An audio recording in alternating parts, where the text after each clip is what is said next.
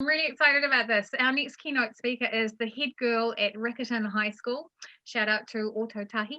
Carmen is just 17 years old and her leadership journey is only beginning, but already she's been involved in leadership roles at school for World Vision, GirlBoss, Creative HQ courses, and that led her to founding Youth Rezu. I don't know if I'm pronouncing that right. Carmen, you can fix that for me. But it's a small Kenya, New Zealand non-profit with some of her close friends. She also manages the LinkedIn page for Intergirls, a girls in STEM focused organisation. And because she's obviously got a lot of spare time, she also teaches ballet, which is incredible. So start thinking about the questions that you'd like to ask Carmen. But right now, would you please give her a warm welcome? Wave some things around at the camera so Carmen can see how excited you are about having her with us. Welcome, Carmen. Hey everyone. Just starting, I'm going to start sharing my screen so I can get all of the technology stuff out of the way. So I'll get that up there and then we can begin. Right. Does that look nice and pretty for everyone? Perfect. Righto. Now I can start my spiel. Tēnā tātou katoa. Whakataka te hau ki te uru, whakataka te hau ki te tonga, kia makinakina ki uta, kia mataratara ki tahi. E hia ke ana te atakura. He tio, he huka, he hauhu, tihei Māori ora. Ina mana, ina whānau whānui, nā hau e whā o tātou hapuri, te ake wahine o Aotearoa, e huihuinga o te pone. Kai te aumihi nā whānau whakatūtukitanga a te pone, nau mai, tauti mai, tātou katoa. Kai huri mai ki te mana whenua, kai tahu i te waipou namu. Kai te mihi mana whenua, kai tahutanga e tu tonu kaha i a tātou hapuri. Ko Carmen Holdaway toku ingoa, no Autotahi ahau, ko Huritini toku awa, ko Aoraki toku maunga. Ko Ukaipo wahine o Putaringa motu, nō reira, tēnā koutou, tēnā tātou katoa. Hello, everybody. It is a huge privilege to be speaking to all of you today. I can't even begin to explain how exciting it is. It's been a really great morning and afternoon just listening to some really inspiring people speak, and it's really exciting to be amongst you all. I just wanted to say I love women so much. I love women, I love girls, I love supporting women, and it's been a really nice environment to be a part of. So thank you guys for inviting me into this space. Was where I wanted to start that. So ever since I've been really young, I've always told myself to become the woman that I always needed. And I'm sure some of you may have already read this in the program, but this is a particularly important sentiment to me now because I'm starting to grow up and I'm not the young girl that I used to be. I'm starting to become a young woman myself. So I've always kind of kept that in the forefront of my mind. Whenever I'm in any situation, especially involving young people, and to treat them as I always wanted to be treated. And I work with young people a lot, as I think Michelle mentioned. I'm a ballet teacher part-time, and I do some mentoring as part of my head student role, and I'm involved with St. John Youth. So I'm around young people a lot and am a role model in quite a lot of different facets. But not only am I starting to become a role model, I still have a lot to learn and a lot of people to look up to. And it's quite interesting starting to step into that kind of midway point of being a role model to some, but also looking up to others. I grew up as the youngest of 3 children and the daughter of a secondary school teacher. So I kind of always been living in an adult world and trying to fit in with adults. And so that was a really interesting dynamic because I was always around older people. So I always had to kind of navigate that world. And I wasn't always validated, as I'm sure a lot of people will understand when you're a young person.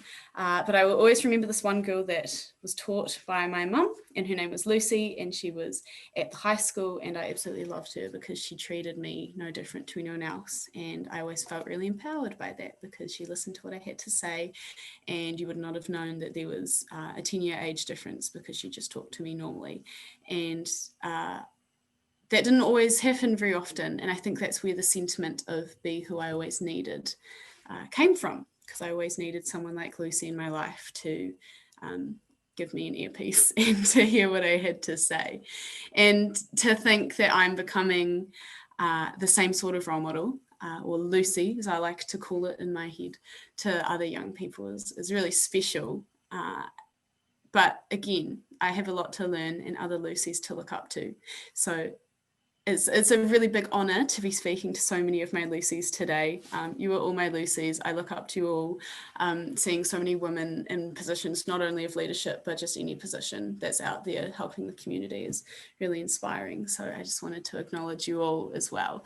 And thank you for all of the work that you're doing for the community.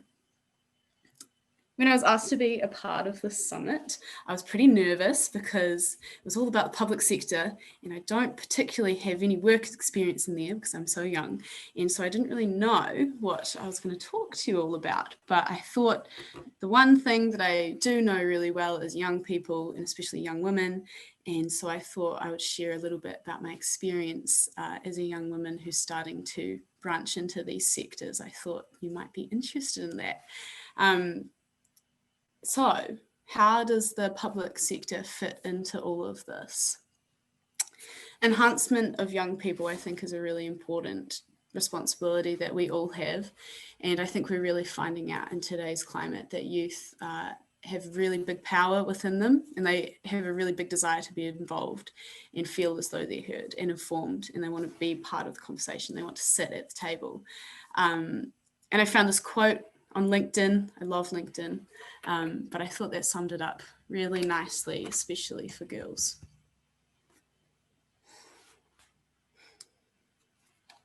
When a girl has access to mentors, role models, and a sisterhood of support, she finds opportunities and pathways that expand her vision of who she can become.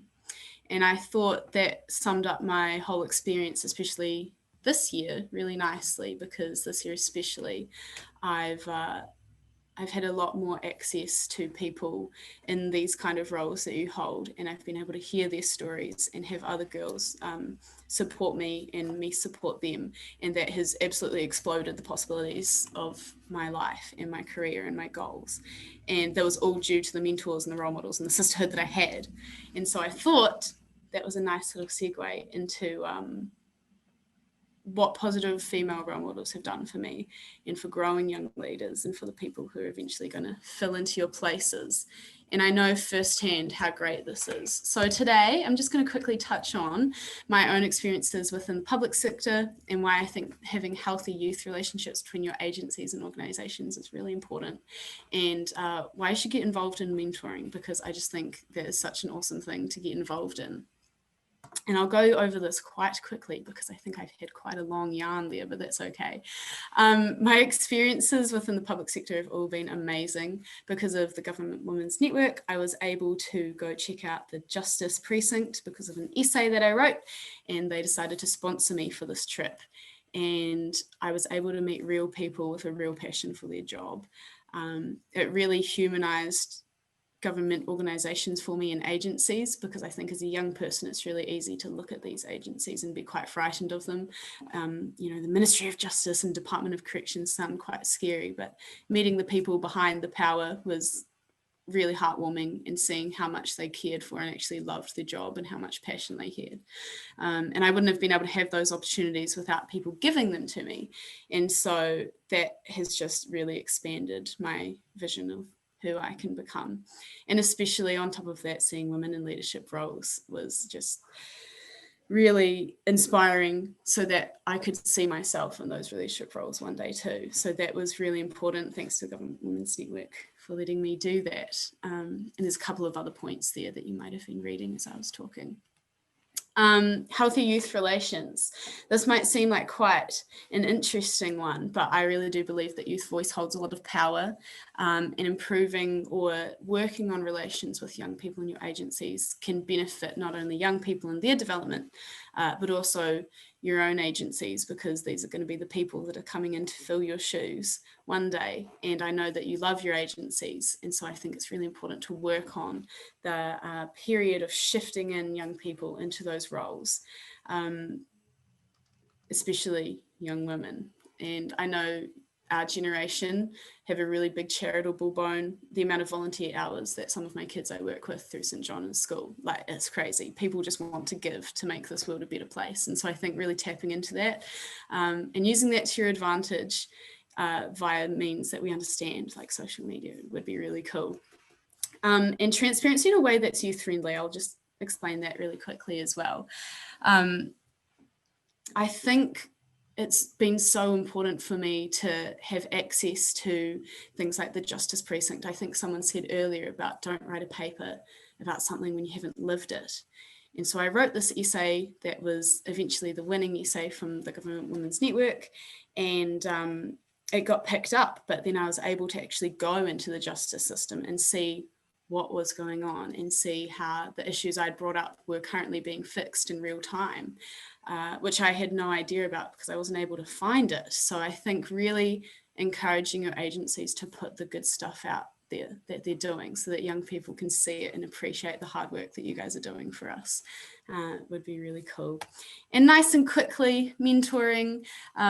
You guys have so much wisdom to share. I've heard so much of it today, whether it was from the panel, from some of the breakout rooms or other speakers. And we're all sponges. Young people are just going to soak up all that information and use that to their advantage. So any way that you can get in touch with your communities and the young people around you and share your wisdom, we all really appreciate it. We love getting to know you and getting to know your stories and providing insight into your life. So any opportunities through GirlBoss, I know they do a lot of mentoring, or other youth programs like St. John Youth, or any Scout or Girl Guide programs or anything to get involved in, I highly recommend. Pictured here are some of my mentors. They are the most wonderful people and I've learned so much from them and I look up to them every day. What next? I really encourage you to go out into your communities and get amongst young people, because we're ready for you. We love to hear what you have to say, and we're ready to learn and to become public servants ourselves. So don't count us out, I would say. We have a lot to give and a lot to work for. Thank you so much to all of the people who supported me. So Rebecca and Sandra, Michelle, and Kerry and Karen, thank you guys so much for this opportunity. It's been really cool. And thank you all for listening. And my very last thing, I love connecting with people and meeting people. So feel free to add me on LinkedIn or the ACE Event app and get in touch, because I love learning about people. But that's all from me. And I'm excited to answer some questions. Fantastic, Carmen, and the questions are rolling in, so I'm going to read, I'll read them to you. Here's the first one, because I've been looking, lots of the women on the screen here. We've got 600 women joining us today, and lots of them look a bit like me. So what do you think is the most important thing that older women leaders can learn from emerging leaders like you?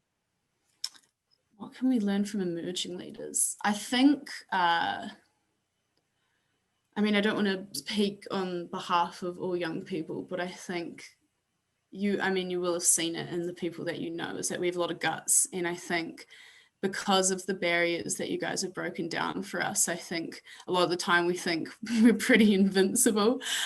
So I think, with all the talk of imposter syndrome, you guys are great, and don't discount yourselves, because all of your leadership is so necessary, inspiring young people and inspiring other people. So I think that's what I want to say, is that we really look up to you. So just keep on doing what you're doing. Fantastic. What would you like New Zealand to look like in 50 years? And when you've described that to us, how do you think the public sector might be able to help achieve that vision? I hope A that tiny question. It's only tiny. It's only tiny. I hope that in 50 years that all of the work that people have put in before us and are currently working on is paid off, and that we are a truly multicultural and accepting and diverse society, and that is represented not just in statistics but everywhere at every level. And so I think that's what I hope to see. And I think the public sector is already doing the work by having the women's networks and working on things like the Pacifica Network, and making sure that, you know, every voice is heard at every level of decision making. And I think that's just really going to enhance New Zealand, because I think we're already in a really privileged position where New Zealand's a pretty fantastic country, but there's always more work to do. So in 50 years, I just hope that there's just diversity everywhere. I think that's where I hope to see New Zealand in 50 years.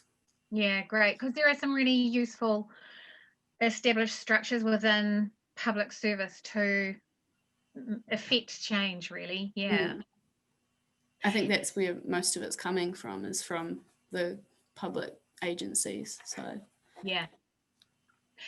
Let's talk about social media. Do you, because you talked about you really like LinkedIn and you like connecting with people through social media, do you find social media to be in your favor as you try and find your grounding in today's society? I think more than anyone else, young people kind of understand the etiquette and the nuances of social media. And people definitely use it to their advantage. And I think I use it to my advantage as well, because it is such a fantastic tool. And I think as more research comes out about how to use it appropriately and things like that, I think it is definitely something I use to find my grounding.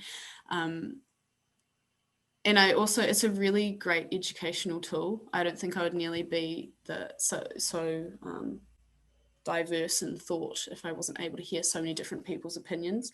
And sometimes you can get an echo chamber of hearing one kind of opinion, because that's how social media unfortunately is working at this current time. But for the most part, just hearing from so many different people's experiences, and if you're in the right positive spaces, it can just, it's so beneficial. And especially getting the opportunity to use things like LinkedIn, that has just absolutely exploded my life into fantasticness. Are there things that you do about keeping yourself safe online that we could, you know, lots of us will have daughters your age. Is there advice that we could be giving them?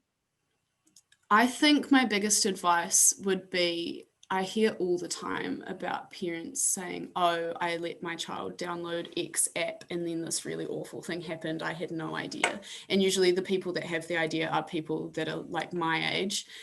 So I'd say before you make any decisions about young women entering the internet, is ask other maybe older, mature young women what their opinion on it is.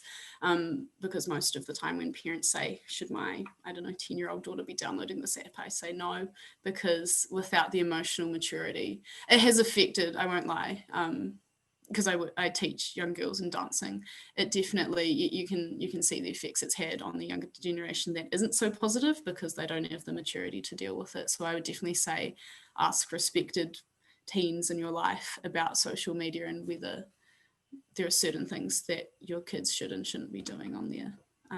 Yeah, that's what I would say there. Yeah, that's good advice. That's great.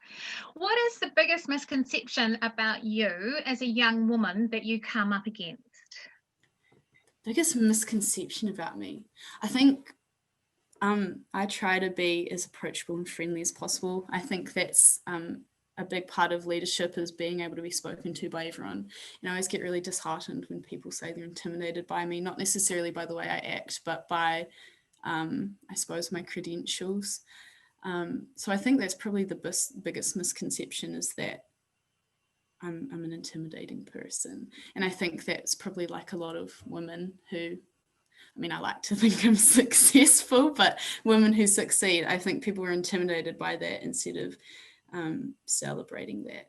So I think that's probably my biggest misconception. But for the most part, people don't say they're scared of me.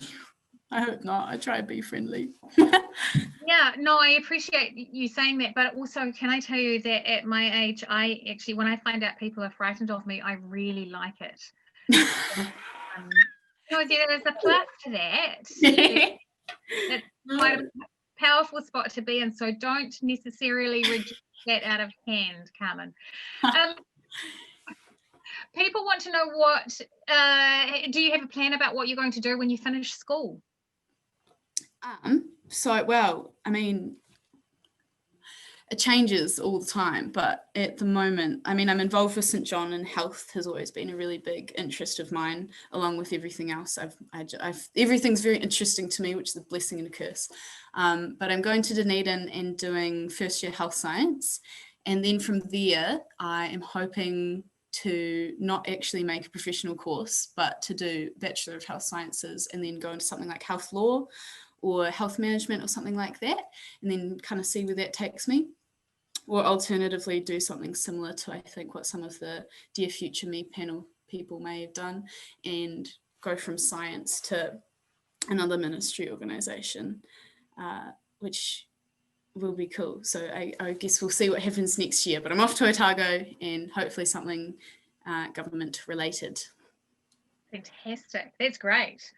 What advice are your school leaders giving young women students who are leaving to begin tertiary education or leaving to join the workforce? School leaders giving young women students leaving to begin tertiary education in the workforce. I guess they're asking young women are being supported within the schools to. Yeah, I would say, to be honest, I feel like we're almost getting to a place where we don't need, at this age, to be encouraged, because everyone just knows that we can do what we want to do, young girls, that, we're going to do what we want. If I want to go be a tradie, I will, so people, I don't think there's really been any women-specific advice for people leaving to begin tertiary education in the workforce, because I think we've already been instilled in us, thanks to people like you, that we can do what we want. We don't really need to be told. I'm not quite sure if that answered the question. But no, I think that's okay. I think perhaps the question was from someone who wants to know that schools are supporting. Oh yeah, for sure. Young people, in the next choices that they get to make. Because I don't know that was something that happened for my generation 1,000 years ago. Yeah. Well, I think there's so much more visibility nowadays about what we can see about our possibilities. So yes, we are being supported, absolutely. But I think that's thanks to the work of people like you who let that happen, that it doesn't have to be as active, if you know what I mean. It's more passive. Yeah. Okay, great. You said that you think that going into the public sector is an attractive option for you. Do you think that that's a common perception? Again, I'm going to go back to when I was young, that the public service wasn't, kind of a sexy choice. It wasn't not necessarily aspirational, but because I think the public sector has changed a whole lot. But do you think amongst your peers that it seems like an attractive proposition? I would say, and partly why I talked about it was that, to be honest, a lot of young people don't discount it, but it's not even something they considered. I didn't consider it until I was given these kind of opportunities this year. Right. But I think if it was more open to them, definitely, because and again, as I said before, like, young people just want to do good. They want to do good things, and they want to do right by people, and they want to do the right things. And I think by the sounds of it, a lot of that lies within the public service. So I think if that was probably made more clear to them, it would be pretty exciting. Yeah, great tip. And I think that is it's part of your generation having a sense of wanting to achieve things collectively for the community rather than just individual ambition. Does that make sense? Yeah. Yeah, great. Okay, here's another question. Okay. We've already asked you the one about what you want New Zealand to look like in 50 years, so I'll go to this one. How do new leaders lead older people in the workplace who hate changing or change? Yeah, I really feel that one, and I do really empathize with people who want things to stay the same. I think I heard about somewhere about how there's kind of like the generational thing where a generation comes along and says, no, we want things to change, and then the next generation comes along and wants things to change, but the generation that already changed it are like, well, we like how it is now. And so I do, you know, I think we all have respect for what went before us. I think that's really important to have and to know what everyone's gone through. In terms of how do new leaders lead older people in the workplace, I don't really know, because that's something I still struggle with now, is how to positively influence people who don't want to change. But yeah, that's something I'm working on as well. And it's nice to think that other people are thinking the same kind of things about leading change. But yeah, I don't really have an answer. Sorry. That's okay. It's hard. It's tricky work. I think you can do it. I think you can do that. Look, this is going to probably be our last question. Tell us about how your family has supported you in your leadership journey. My family's fantastic. I said I was the daughter of a secondary school teacher. That's my mum. My dad, he does fire alarm engineering, and my two older brothers are just very clever. And so they've always supported me. But I think my mum will always say this, and I love that woman. She's fantastic. She's ultimate role model. But she put me in as many things as possible to try just boost my confidence in as many ways, and to get me mixing with a whole range of people. And I think that's probably what's influenced me most, is because I am around new people all the time. And so I just live for people. And I think that's really important for leadership, is that it should never be for yourself. It should always be for the people that you're serving. So I would say my family support has just been them encouraging me to do whatever I wanted. And for a really long time, I never even considered that I couldn't do anything because of my gender, which was really cool, actually. And that's definitely because of them. Nothing was ever not a possibility, and they've always supported me to be who I wanted to be. So I'm really grateful for that. Yay, Carmen, that's fantastic. Look, the comments coming through via the chat are just so much positivity for your positivity. Somebody said your mama did good, which I entirely tōtoko. That's fantastic. She really did. Can you pass that on to her from us? She'll be stoked. And look, we'll take you up on your offer. We will all come and connect with you on LinkedIn.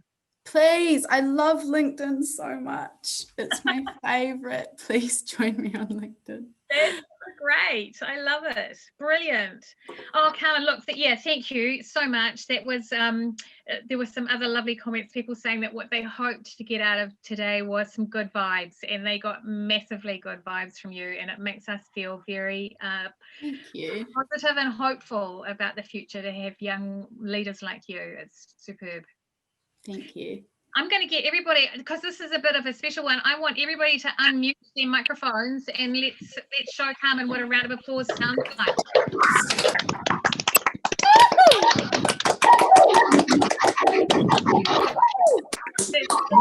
It sounds weirdly a little bit like dogs barking at some level, but also very genuine and lovely. I'm going to now ask everybody to remute their microphones. I know I took a massive risk on getting people to I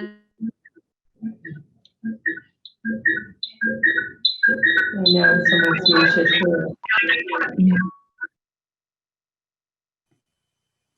Michelle, you're muted. Genius. Yes. No, that's good. Muted everybody, just me, I think. So that's great. Thank you, Carmen. All right. So what we're going to do now is spend the next few minutes setting some goals for the next 6 months for everybody. Carmen, stay and do this if you would like to. What everybody is going to need is a pen and a piece of paper. That's how high-tech you need to be. And I want you to reflect on the sessions that you've experienced today. I want you all to write down 3 things that you've learnt today. And I'm going to give you a minute to do that. We'll probably play some music to give you some mood to go with it. 3 things that you learned today. Go.